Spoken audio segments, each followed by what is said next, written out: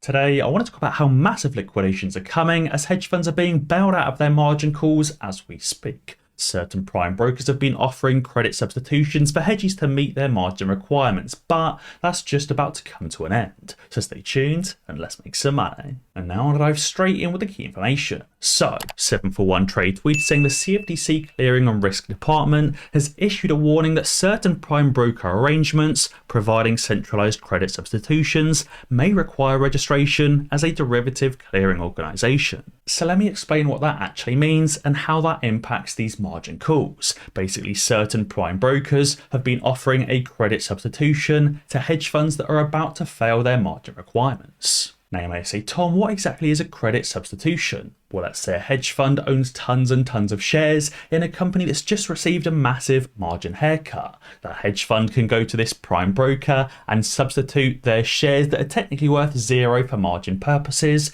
for pure cash that obviously receives zero haircut. Let's say a hedge fund owns tons and tons of Charles Schwab stock, for example, which, as it's a bank stock, has now received a 100% haircut. This hedge fund can now go to a prime broker and exchange his worthless shares for cash on a temporary basis to meet his margin requirements. But how exactly does that impact AMC, and how exactly would the removal of this credit substitution cause margin calls? Well, let's say this hedge fund has around $100 billion worth of equity and has taken out around $300 billion worth of loans. That's a leverage ratio of 3-to-1. Now we know that a leverage ratio of 3-to-1 is actually fairly small in the hedge fund world. Citadel, as a prime example, have a leverage ratio of 7-to-1. Most hedge funds are somewhere between 5-to-1 and 10-to-1. Now that means their total cash value is obviously $400 billion because 300 billion plus 100 billion is 400 billion, but their margin requirement is still $300 billion. That means they can buy $400 billion worth of shares, but if their portfolio value decreases by 25%, their equity is wiped out and they receive a margin call at that $300 billion level, so the assets can be sold and the loans repaid. Now what we're basically seeing is some of these hedge funds getting very, very close to that $300 billion mark. And maybe some of these hedge funds have fallen below that $300 billion mark down to $280 billion. That means they'd be margin called and they'd be forced to sell off all of their assets and close out of all of their short positions and repay as much of the loan as they physically can. Now, as a prime example, they may even have a $10 billion AMC short position inside that $280 billion portfolio value. Therefore, if they did receive a margin call, they'd be forced to buy back $10 billion worth of AMC shares to close out of that short position. Now, where these hedge funds are being sneaky is inside their portfolio value. They currently have tons and tons of Charles Schwab stock, which is valued at $0 for margin purposes. But the face value of that Charles Schwab stock may indeed be $30 billion. So they're approaching these prime brokers and asking for a credit substitution. So they can basically trade their $30 billion worth of Charles Schwab stock, valued at $0, for $30 billion in cash. That then helps them to meet their margin requirement because their portfolio value of $280 billion suddenly increases now up to $310 billion, and they meet those margin requirements. But obviously so far this is an unregistered practice and it's only a temporary measure until their portfolio falls further or until these prime brokers actually have to register a specific service or stop offering these substitutions. And obviously when these substitutions end, that $310 billion portfolio falls back to $280 billion below that margin requirement, and they will end up being margin called. Guys, if you haven't already, be sure to sign up to Moomoo using the link in the description below. You can currently receive up to 15 free shares, entirely commission-free trading, free level 2 market data, and most importantly of all, Moomoo is very easy to use. They've got tons of technical indicators and advanced charting tools. Now, unusual was a tweet saying the SEC proposed requiring clearinghouses to monitor margin exposure on an ongoing basis,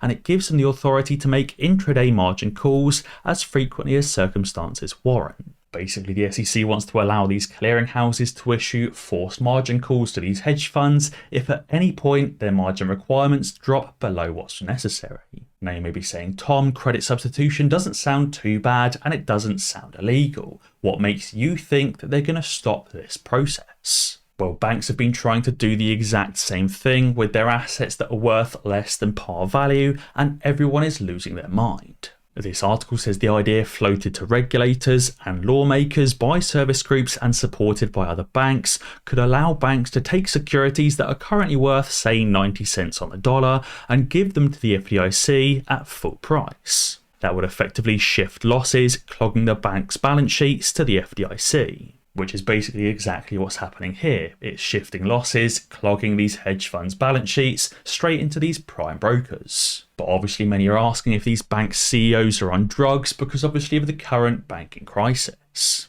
This idea of credit substitution is not liked by the regulators or by lawmakers or by most other people for that matter. The only ones that seem to like it are obviously the banks and the hedge funds themselves that are barely avoiding margin calls. And therefore, as soon as these hedge funds stop being bailed out by these prime brokers, they will be margin called and liquidations will be huge. Now, I also wanted to talk about AMC short volume versus long volume. I wanted to talk about synthetic shares, and I wanted to talk about AMC dilution and how it's a massive, massive problem. Hang Loose tweeted saying that over the last 12 months, there's been 4.8 billion shares of AMC shorted and only 3.4 billion shares of AMC bought. Now, I said, why is that crazy? It means that 1.38 billion shares were shorted and are still out on loan and still need to be bought back. And that's not counting 2021, just 2022. So that's literal proof that 1.38 billion synthetic shares were created last year as 1.38 billion extra shares were shorted compared to what was purchased. Now, Hang Loose received a reply to that tweet that said, "Thank you for addressing that. Mostly bad actors seem to continually perpetrate the notion that the squeeze is over. No matter how you feel about the board's actions with their underwriters Citi and Antara, nothing changes the fact that billions of no-locate shares exist." And that is absolutely true. Even though what's currently going on with Citibank and Antara is sketchy, there's still billions of synthetic shares out there. But I did want to talk about how dilution would be a massive, massive issue for AMC if it does happen, which I don't think it would. Adam Aron has said he doesn't want to dilute AMC further, but let's just talk about what would happen in a scenario that AMC does dilute further. Right now we've got an AMC float of 516 million shares. We've always hypothesized there's between 2 and 4 billion synthetics. Now, after the 10-for-1 reverse split, that's around 200 million to 400 million synthetic shares that would still exist, obviously with 10 times less shares in issue and a 10 times higher share price, give or take. But obviously the problem is that Adam Aron has 400 million AMC shares that he can possibly issue post-split. Now, obviously those 400 million new shares could be sold to the shorts, where they'd be able to close out of their entire synthetic short position on the cheap. And that's obviously why dilution post-split, but also pre-split, is a massive, massive issue. Because even without the reverse split, Adam Aron still has 4 billion ape shares that he can still issue. And again, those 4 billion apes would be used to close out of those 4 billion AMC synthetics. Now you may be saying, Tom, how can new ape shares close out of AMC synthetics? Surely they're two completely different stocks, right? But you have to remember the ruling that allows shares or assets of like type and kind to be used to close out of short positions. I actually even managed to find the specific ruling on Rule 204 of Regulation SHO closeout requirement that says Rule 204 requires brokers and dealers that are participants of a registered clearing agency to take action to close out FTD positions. And closing out requires the broker or dealer to purchase or borrow securities of like kind and quantity. So they don't have to use new AMC shares to close out of AMC shorts. They could use ape shares or new ape shares to close out of AMC shorts and just argue the point that these shares are of like kind or very, very similar. And that's why I do think that dilution is a massive issue regardless of the split.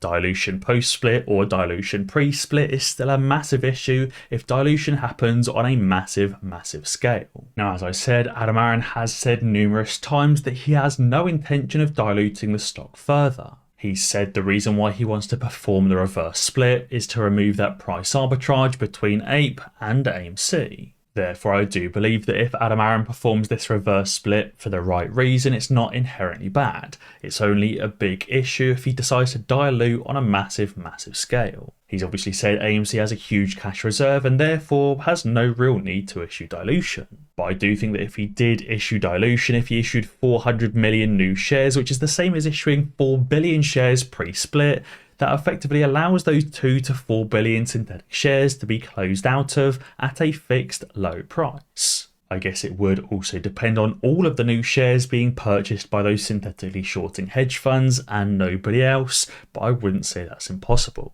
But guys, be sure to let me know what you think down in the comments below.